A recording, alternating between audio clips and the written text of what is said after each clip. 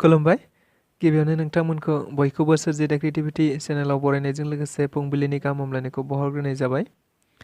दिनैनि माखासे निउस आपडेटफोरखौ नोंथांमोननि सिगाङाव फोरमायथिना होनो आवगायनाय जालायबाय। नोंथांमोनहा भिडिअखौ नायनानै मोजां मोनोब्ला लाइक खालामगोन होनना आसा खालामबाय। लोगोसे इउटिउब चेनेलखौ दाबो साबस्क्राइब खालामाखैबा साबस्क्राइब खालामनानै लानो थाखाय गुरै खावलायनाय जाबाय। थ' बिदिब्ला जोङो भिडिअखौ जागायनोसै। गिबियावनो दङ अरुणाचल प्रदेशआव फिन हेलिकप्टारनि जाब्रबथाय। मिथिनाय बायदिब्ला मैया फुंनि 9:15 रिंगायाव जादों। बे जाथाया मख'जाथावदि बे हेलिकप्टाराव 2 पाइलटफोर दंमोन आरो बिसोर रुंसारि जाबाय होनना मिथिनो मोन्दों। सुलुंनिफ्राय मिथिबावनाय बायदिब्ला बे जाथाया ATC-जों सुंज्रोब लाखिनो हायैयाव जादों आरो बे जाथाया गुबैयै अरुणाचल प्रदेशनि मान्डाला जिल्लायाव जादों होननानैबो मिथिनो मोनबावनाय जादों।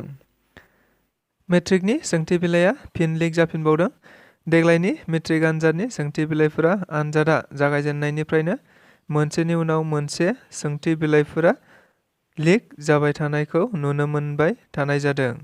जाय बाथ्राखौ लानानैनो दिनै गासै आसाम नाङैनो दावराव-दावसि जानायखौबो नुनो मोननाय जादों। फारसेथिं आनजाद होगिरि फरायसाफोरनि गेजेरावबो गावखौ फोथायनो हायै गोनो-गोथो साननायफोरा सोमजिनो हमदों। मिथिनाय बायदिब्ला बे बाथ्राखौ लानानैनो गोबांनि गेजेराव बायदि सोंथिफोरा सिखारबाय थादों। मा सरकारा फरायसाफोरखौ लानानै राजनिति गेलेदों नामा?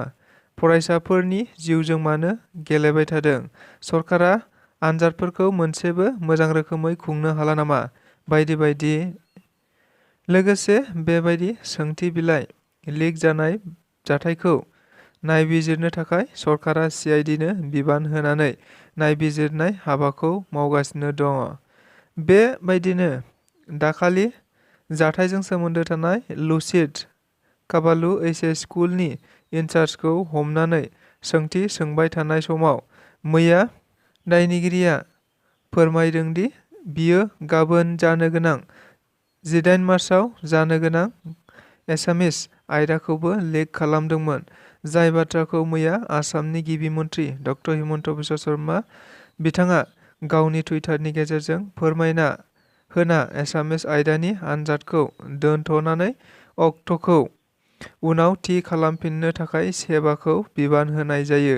फारसेथिं एसामिस आयदायाल' केन्सेल जागोन ना गासै एमाल आयदानि आनजादफोरानो केन्सेल जागोन बेखौ लानानै गोनो-गोथो जानाया दासिमबो बयनिबो गेजेराव सोमजिगासिनो दङ। नाथाय बेखौ लानानै सेबाया दाबो रोखा होथ'नाय जायाखै होननानैबो मिथिनो मोननाय जादों। मोनसे गोजोननि बड'लेण्ड, मोनसे रैखाथिनि बड'लेण्ड आरो मोनसे जौगानायनि बड'लेण्डनि सिमांखौ जों नुदों आरो बेखौ जों मावनो थांगासिनो दं। बे बाथ्राखौ बुंदों आथिखाल बिटिआरनि गाहाय मावफुं सोद्रोमा प्रमद बर' बिथाङा। मैया बिजनीआव खुंजानाय बिजनी जिल्ला UPPL-नि खुंगा 4थि बोसोरसालिया जथुम्मायाव बाहागो लानानै बे बाथ्राखौ बुंदों। बिथाङा बाहागो लानानै बुङोदि बिजनी जिल्ला UPPL-आ मोनसे जोबोद गोहोगोरा जिल्ला जानो थांगासिनो दङ। लोगोसे बिथाङा बे समाव UPPL-आव फैनानै बाहागो लाफैना हेफाजाब होफैनायनि थाखाय गासै रायजो राजाफोरखौनो साबायखर बावनाय जायो। आसामाव आयेन आफादनि रांबावजा एबा बाजेटआ सोलिगासिनो थानायखौ जों बयबो मिथिगौ। बेबायदिनो मैयानि बाजेटआबो माखासे मख'नो गोनां थांखि लानानै रांखान्थि मन्थ्रि अजन्ता नेउग बिथाङा फोरमायथिना होयो। मख'जाथावदि बेनिनो गाहाय गाहायफोरा जाबाय अरुणोदय आसनियाव 1200निफ्राय बारायनानै 1400 खालामनाय जायो।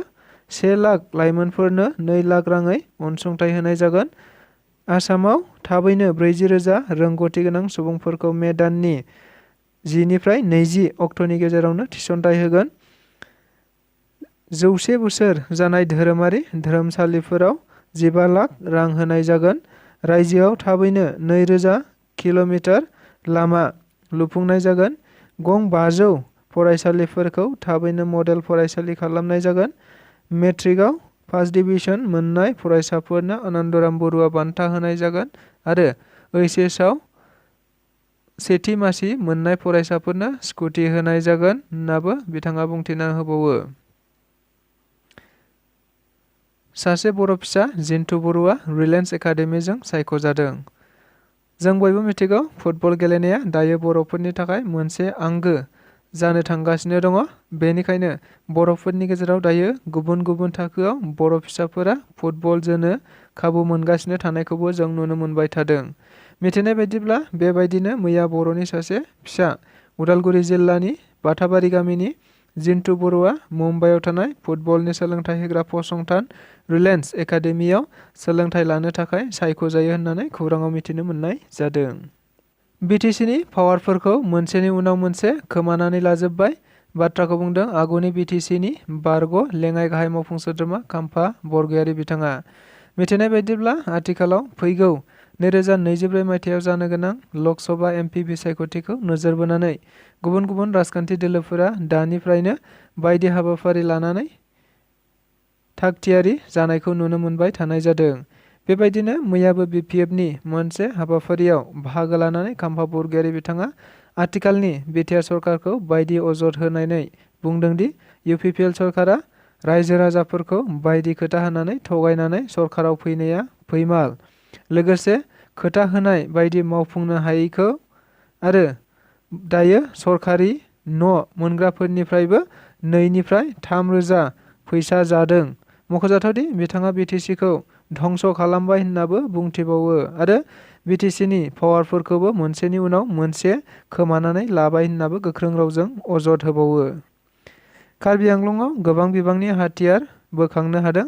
मिथिनाय बायदिब्ला मैया कार्बि आंलंनि डकमखानि लांहिनाव मोनसे नायबिजिरनायनि गेजेरजों माखासे मानि हाथियार बेरफुसारग्रा मुवाफोरखौ हा सिङाव फबनानै दोननाय हालोदनिफ्राय बोखांनो हायो। फारसेथिं बेयाव हाथियार बानायग्रा मुवा बेसादफोरबो मोननाय जादों। नाथाय बे हाथियारफोरा सोरनि बेखौ दाबो रोखा जाथ'वाखै होननाबो कार्बि आंलं पुलिसआ फोरमायथिना होदों। बेजों लोगोसे दिनैनि रादाबा बेखिनियानो। गोजोन्थों।